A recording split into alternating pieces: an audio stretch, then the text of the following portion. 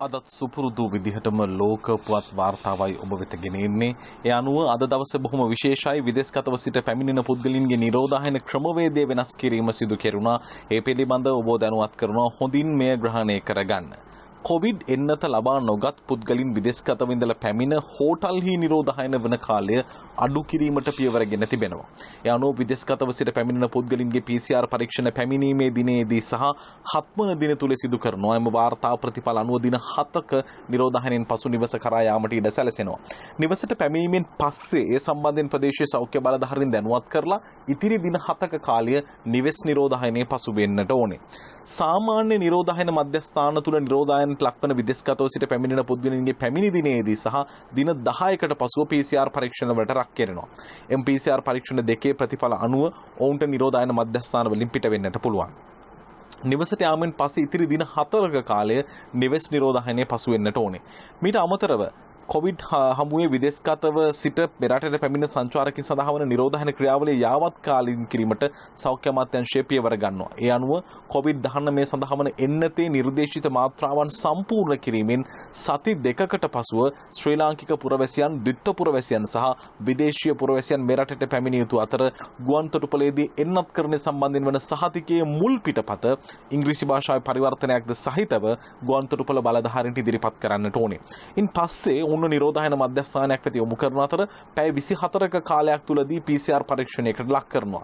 PCR වාර්තාවේ ප්‍රතිඵල අනුව උන්ට නිරෝධායන මධ්‍යස්ථානයෙන් නිදහස් කිරීමට කටයුතු කරනවා.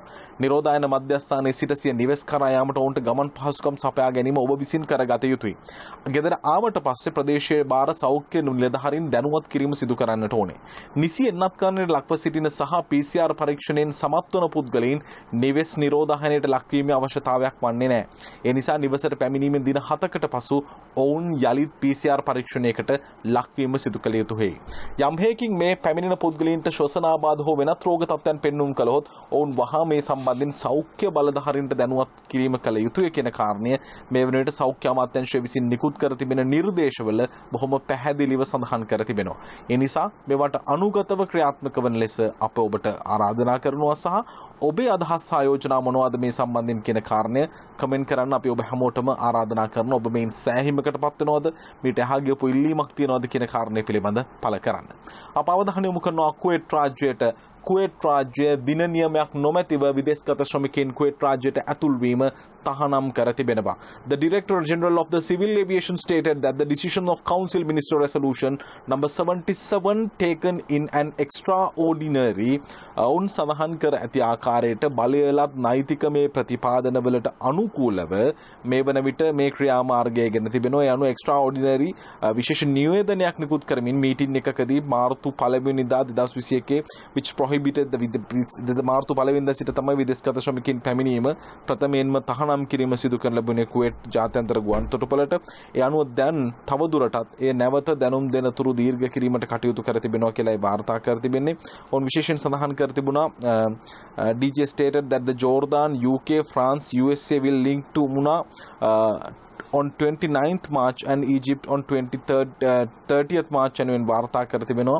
මේ ක්‍රමවේදයට අනුගතව දැනට විදේශගත ශ්‍රමිකයන් යලි කුවේට් රාජ්‍යයට නැවත දැනුම් දෙනතුරු ගෙන්වා ගැනීමක් සිදු කරන්නේ නැහැ කියලා ඔවුන් විශේෂයෙන් සඳහන් කර තිබෙනවා. ඒත් එක්කම ගෙවුණු කාලවකවානුව පිළිබඳ අවධානය යොමු කරන විටදී රජයේ තොරතුරු වලට අනුකූලව විදේශගත ශ්‍රමිකයන් කුවේට් රාජ්‍යයේ 1,40,000ක් 2020 වර්ෂය තුලදී කුවේට් රාජ්‍යය හැරගොස් ඇති බවට මේ වන විට වාර්තා වනවා. යනු 1,40,000 කුවේට් රාජ්‍යයෙන් පිට වී ඇති බවටයි තොරතුරු වාර්තා වන්නේ. ඒත් එක්ක මේ වෙද්දී එන්නත්වල පවතිනා වූ සංකූලතා පිළිබඳ දිගින් දිගටම කතා බහට ලක් වෙනවා. ඒ අනුව මේ වන විට විශේෂයෙන් සඳහන් කර තිබෙනවා the Kuwait Ministry Health retired the safety and the effectiveness of the coronavirus vaccine approved for use in the country. The ministry framed also that there were unexpected side effects on those who received vaccine. In a press statement, the ministry team tasked with the monitoring side effects COVID-19 COVID-19 vaccine stress, the World Health Organization and the European Medicine Agency report on benefit and safety of the Oxford AstraZeneca COVID-19 vaccine. ඒ අනුව යම් යම් සංකල්පතා පැනනගින් පිළිබඳ සහ ලෝකයේ විවිධ රටවල් AstraZeneca එන්නත තහනම් කිරීම පිළිබඳ කතිකාවන් පැවතියා. නමුත් ලෝක සෞඛ්‍ය සංවිධානය සහ නිකුත් පාර්ශ්ව සමගින් කළ ලද සංවාද තුලින් තහවුරු කර තිබෙනවා. Reaffirms the safety of the coronavirus vaccine. අනුව එය භාවිතයට ගැනීමේ කිසිදු ගැටලුවක් නැහැ කියන කාරණය පිළිබඳ තහවුරු කිරීමක් මේ වන විට සිදු කර තිබෙනවා කියලායි වාර්තා කර තිබෙන්නේ. Side effects of vaccine temporary අනුව යම් සංකූලතාවක් ඇති වෙනවා නම් ඒක බොහෝ తాවකාලික එකක් බවටද මේ වෙනට කුවේට් රාජ්‍ය තුලින් වාර්තා වන තොරතුරු වලින් අප ඔබ වෙත දැනුම් දීමක් සිදු කර තිබෙනවා. ඒත් එක්කම විශේෂයෙන් සඳහන් කරනවා rumors fails and place fear into the people mind of getting jabs එන්නත් සම්බන්ධයෙන් වැරදි ප්‍රචාර වැරදි පණිවිඩ යවමින් යම් ආකාරයකින් මේ වන විට බීතියටපත් කිරීම සිදු කරනවා සම්පූර්ණයෙන් කරන්නට එපා කියන කාරණේ බොහොම පැහැදිලිවම දැනුම් දී තිබෙනවා. Work at Philippines Embassy temporary headquarters stop. Despite the health precautionary measures taken by the temporary consular section of the Philippine embassy at the Kuwait disables යනුවෙන් වාර්තා කර තිබෙනවා. ඒ අනුව මේ වන විට සෞඛ්‍ය ආරක්ෂිත ක්‍රමවේද මත පදනම් වුණු තීරණයක් ලෙසයි මේ වෙනට පිලිපීන තානාපති කාර්යාලයට පැමිණීමේ යම් ආකාරයකින් සීමා කිරීමකට කටයුතු කර තිබෙනවා. temporary headquarters මේ වෙද්දී යම් ආකාරයකින් sterilized according to the approval of the health precautions සෞඛ්‍ය ආරක්ෂිත ක්‍රමවේද නිර්දේශවලට අනුව ඒ වසා දැමීමක් සිදු කර තිබෙනවා කියලායි වාර්තා කර තිබෙන්නේ. ඒත් එක්කම කුවේට් රාජ්‍යයෙන් තවදුරටත් වාර්තා වන no blood clot cases from AstraZeneca vaccine එන්නතෙන් කිසිදු ආකාරයෙන් රුධිර කැටි ගැසීමක් වැනි දේවල් ඇති වෙන්නේ නැහැ කියලා වාර්තා කර තිබෙනවා. ඒ නිසා කුවේට් අධිකරණයට අද විශේෂ තීන්දුවක් ලබා දෙනවා. අධිකරණයට ඉදිරිපත් වී තිබුණා ඇඳිරි නීතිය තහනම් කිරීම සම්බන්ධ යෝජනාවක්. Kuwait court reject case to cancel curfew යනුව ඇඳිරි නීතිය තහවලංගු කිරීමට අදාළ වුණු සම්පූර්ණයෙන්ම ඒ යෝජනාව ප්‍රතික්ෂේප කර තිබෙනවා. ඒත් එක්කම වාර්තා කර තිබෙනවා gym equipments installed in public parks. මෙන්න රටවල් බලන්න උන්ගේ වැඩපිළිවෙල කොච්චරවල් ආකර්ශනීයද. මේ වෙද්දී උද්‍යානවල ජිම් ඉක්විප්මන්ට් එහෙම නැතිනම් කාය වර්ධන යන්ත්‍ර සවි කර තිබෙනවා. මොකද කාය වර්ධනය කිරීමේදී පැහැදිලි ප්‍රශ්නයක් පවතිනවා. මොකද මේ වෙද්දී කොරෝනා වසංගතයත් එක්ක ඒ නිසා මේ උද්‍යාන ආශ්‍රිතව ඒ වස්ථාපනය කිරීමට කටයුතු කර තිබෙනවා කියලායි වාර්තා කරන්නේ.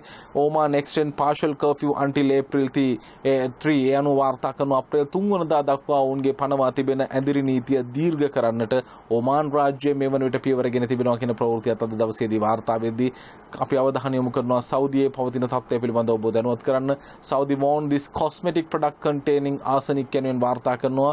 මේ වෙද්දී සෞඛ්‍යමය වශයෙන් යම් ආකාරයකින් own consumer told to discard health and beauty Aztec secret Indian healthy clay යනුවෙන් වාර්තා healing clay යනුවෙන් වාර්තා කරනවා. මේ කියන ඖෂධය පාවිච්චි කරන්න එපා. මේ product contain එක ඇතුලේ ආසනික් තියෙනවා කියන කාරණේ පිළිබඳව මතු කරනවා. ඒ නිසා සෞදිය මේ දැනුම් දීමක් සිදු කරනවා. ඒ ඔබට අපි ඔවුන් මේ විශේෂයෙන් අද Gulf News හරහා වුන් වාර්තා කරන්නේ. ඒ අපි උපුටාගෙන ඔබ වෙත වාර්තා කිරීමක් සිදු කරනවා. ඒත් එක්කම විශේෂයෙන් අපි එක්සත් අරබ් එමිරාජ්‍යයට අවධානය යොමු කරමු. එක්සත් අරබ් එමිරාජ්‍ය වාර්තා කරනවා Abu Dhabi confirm school fee raise යනුවෙන් වාර්තා වෙනවා.